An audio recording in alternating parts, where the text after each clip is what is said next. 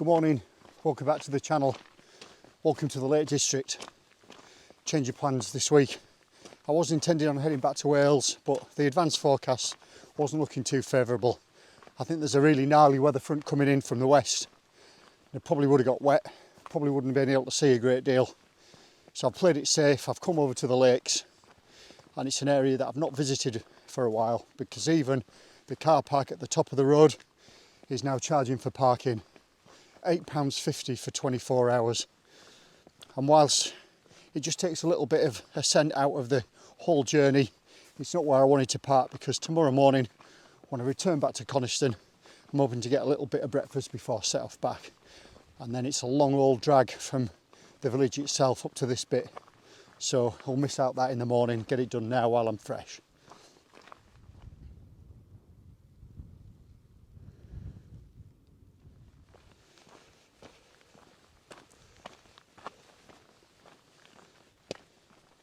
So the plan is today is to knock off a few of the Coniston fells. As I say, it's a while since I've been here, so it'd be great to get amongst those again.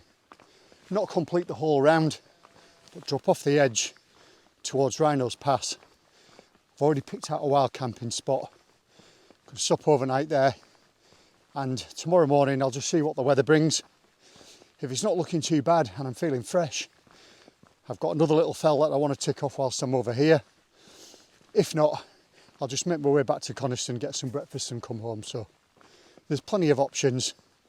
It was a little bit frosty this morning driving across. I'm led to believe it's going to be a little bit milder tonight. I'm not taking any chances though, I'm going to be nice and warm. But this is nice walking now. I'm just going to eat up some miles before I head up right towards the first fell of the day, which will be Dow Crag.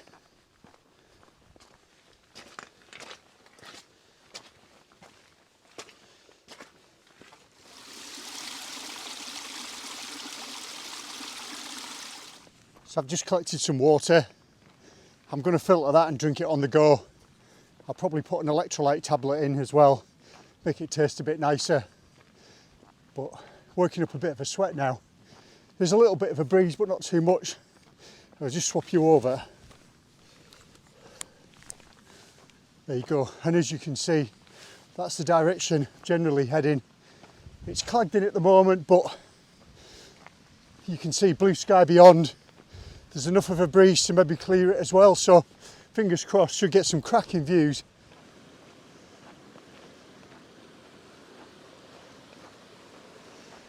If I was stopping here, this shelter would just be a nice spot to get out of the wind, but it's getting a little bit blowy. So you have a look in there. I even think that shelter's featured in Wainwrights guides. It won't be long now before we turn off this road and start making our way up towards Dow Crag. That wind's really picked up now, but it's too good not to show you. That fell in the near distance, that's hard to fell. Absolutely cracking, but quite difficult to get to. And now I'm on the upward slope towards Dow Crag. I'll see you back at the top.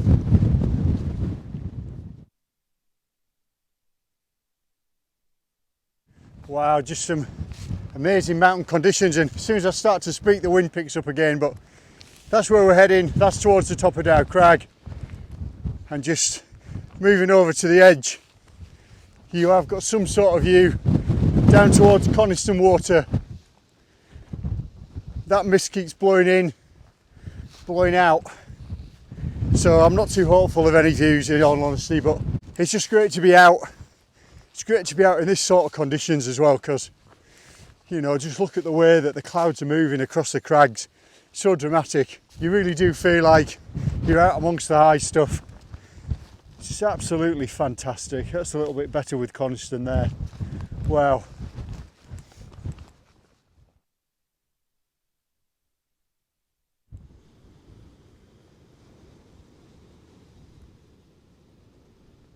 So this is some of the gnarliest weather, certainly the windiest that I've walked in for quite some time. So what I'm going to do is I'm just going to drop down this side into some sheltered rocks, get a sandwich, because I've been walking about 2 hours. I think I've earned it.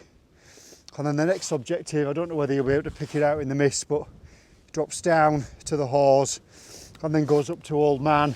I'd really rather press on from there. I think this wind's setting for the day. So let me get settled, let me get a sandwich, just relax for 5.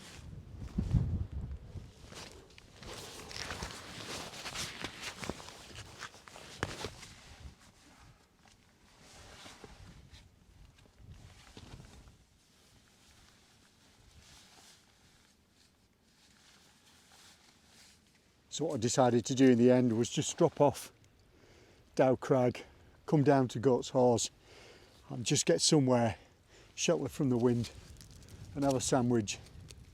Take 5 minutes. Wind is just so incredibly strong, it's unbelievable.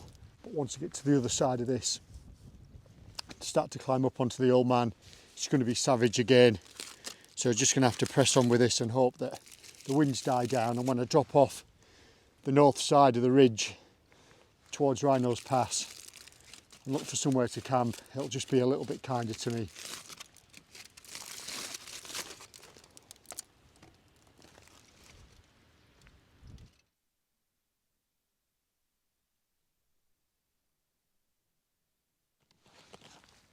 So at last that wind's dropped. It's been absolutely blowing for some time now. But as you can see, the views have opened up. You've got Heart of Fell, and then just below that there, you've got Seathwaite Tarn. There wasn't much to see at the top of the Old Man of Coniston. It was quite busy anyway, so I didn't really feel like filming. And then on Brimfell, there's never much to see or do anyway. It's quite a boring summit. But we're pressed on. We're going to drop down to Lever's Hause now, and then we're going to strike up. As you can see, the path in the distance, that's going to take us all the way to top of Swirl Howe and then Great Cars beyond. So I just enjoy this next 5 minutes out of the wind. It's a lot more pleasurable. At least the views have opened up as well.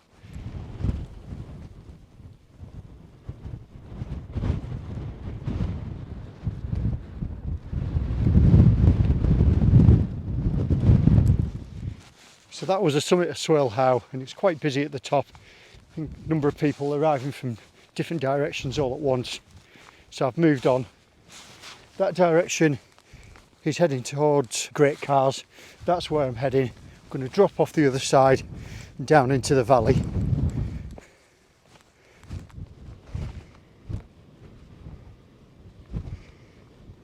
So I've arrived at my camping spot a lot earlier than I was intending to, but there is a good reason for that. It was so windy on the summits, incredibly gusty. There's no way I could have camped in conditions like that, but I wanted to get down here and make a decision. Very, very little wind down here, which is great. I'm using this old dam wall as a windbreak, and that's not too bad, and the ground looks reasonably flat as well. A few sheep tods about, but I'll just have to cope with that. And I don't know whether you can hear or see over my shoulder, up on that fell side there, there's some foxhounds that are hunting. There's a pack of them. They seem to be centred around that crag in the middle there. I've been there quite a while now, but I'm going to get a brew and then I'll have a little explore, just see what's going on. But this is really nice, and despite the wind up on the summits, I'm really glad I've come out now. So I feel tons better for a sit down and a brew. Got some water from the beck there, filtered it and boiled it, and it was very welcome. So I'm just going to have a mooch around, just a bit of an explore. The area I've come to is Greenburn Tarn, and that's the beck that runs all towards Little Langdale. I'll just spin you around. You've got Wetherlam there, looking absolutely magnificent. In that direction you've got Swirl Howe and Great Cars, and then this beautiful glaciated valley. And this is lovely down here. There's no hint of how windy and how ferocious it is up on the tops at all down here. I mean, you can see the tops of the water in the tarn just blowing, but absolutely nothing like it was up there.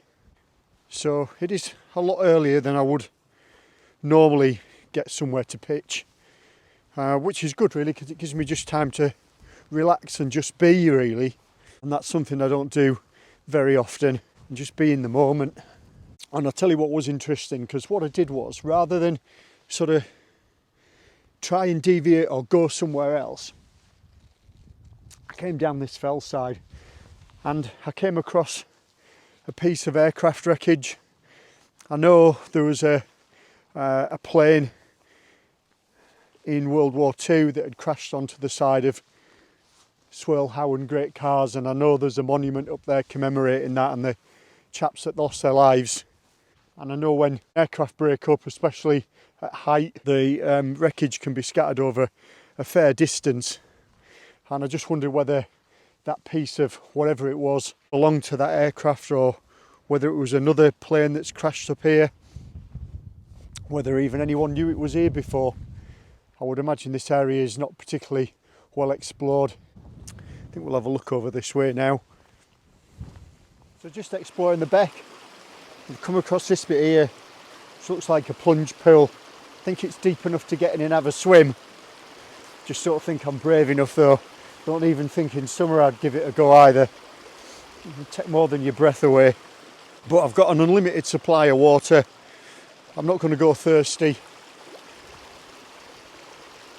And the sound of it makes a nice backdrop as well. So really special place this. I'm glad I made the effort to come this far as well. It's an area of the lakes that I've never been to, and not having had much of a view from the top of Swirl Howe or Great Cars before, I dare say I would never have known where this was. But it's lovely.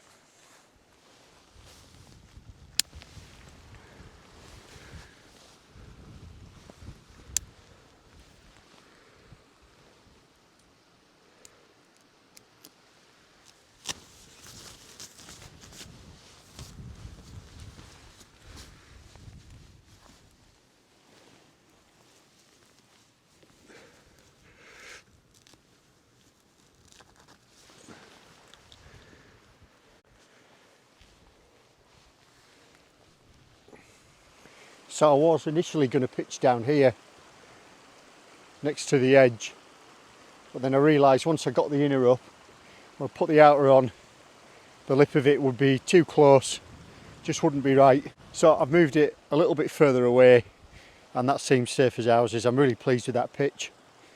And I say I've got a couple of porches. I'll probably cook this side actually, because I think it'll be more sheltered from the wind, but that's all right anyway.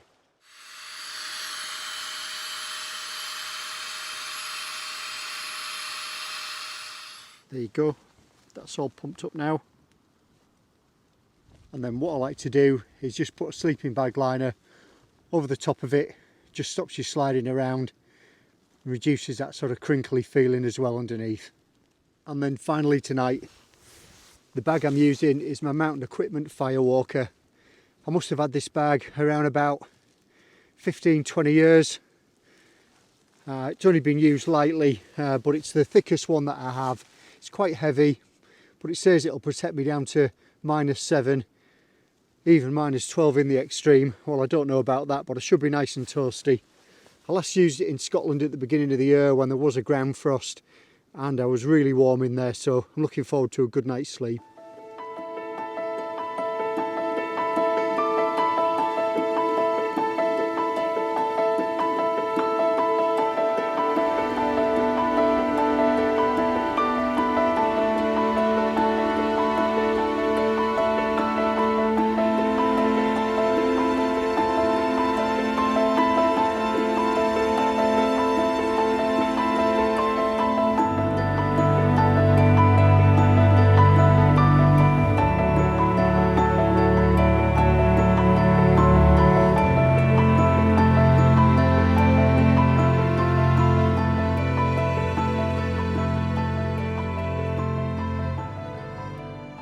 Well, it's about 10 to 6 now. Sunset's at 10 past 6.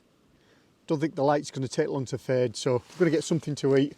I'll show you what I've got. So I've got this fire pot, dal and rice with spinach. Never had that one before.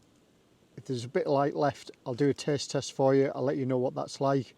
I've got a grenade bar for afterwards. I've also got a chicken bagel that I didn't eat earlier. And as a present from the kids for my birthday, I've got this fruit and nut bar as well.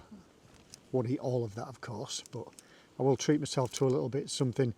after dinner as well. So yeah, top drawer.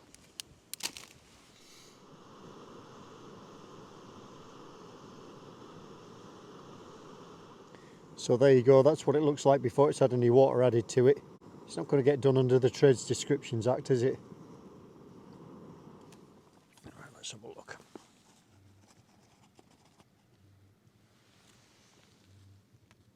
There you go.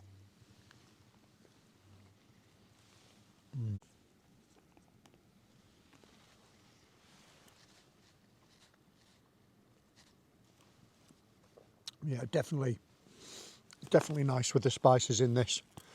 It tastes pretty good, and I suppose that's all that matters. But yeah, a lot of nice spices in this and the lentils and stuff. So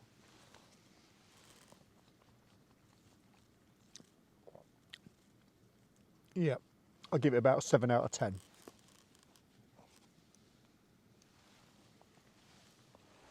Yeah, it's about 20 to 7 now, and the light's really faded fast. No amazing colours this evening, but it's just great to be out. And if it stays like this, I'll take it all night long. I'm going to get into my tent, get changed into my thermals, get in my sleeping bag, have a hot drink, read my book, and then it'll be lights out and just drift off. Yeah, but this is special. This is really special.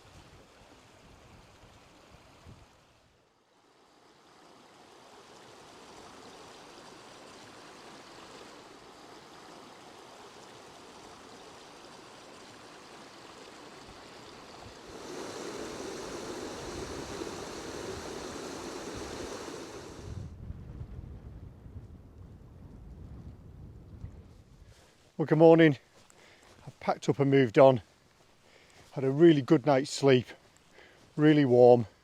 Wind didn't bother me too much either, which I was really pleased about, but my only complaint is that I haven't got a pillow. And when I woke up this morning, I had a really stiff pain in my neck, quite uncomfortable. So if anyone is watching and has any recommendations for camping pillows, something lightweight, packs down to nothing, I'd be really appreciated, because I think I'm going to need to invest in one. And I've made my way through these old mine workings. Really quite amazing. It's easy to pick your way through, and I'm going to pick up a track now that takes me on a lower level route. It's slightly longer than the one I've intended, but the winds on the tops are meant to be even stronger today, and I don't fancy exposing myself to any of that. Not when I don't need to anyway. Probably about 2 hours walking, something like that. But the track should be good and I should make some reasonable progress. And all in all, I should be back in Coniston for about 10 o'clock. And just coming into view, just in the middle of your picture, that's little Langdale Tarn. We're not going to quite get there, but this is lovely. I'm just going to savour this as we go back.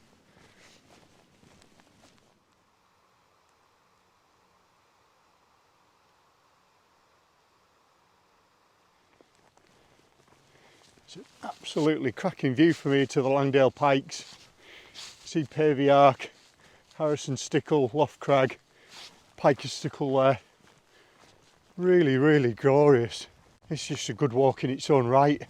Of course, back on a decent track now, so I'm going to make some progress.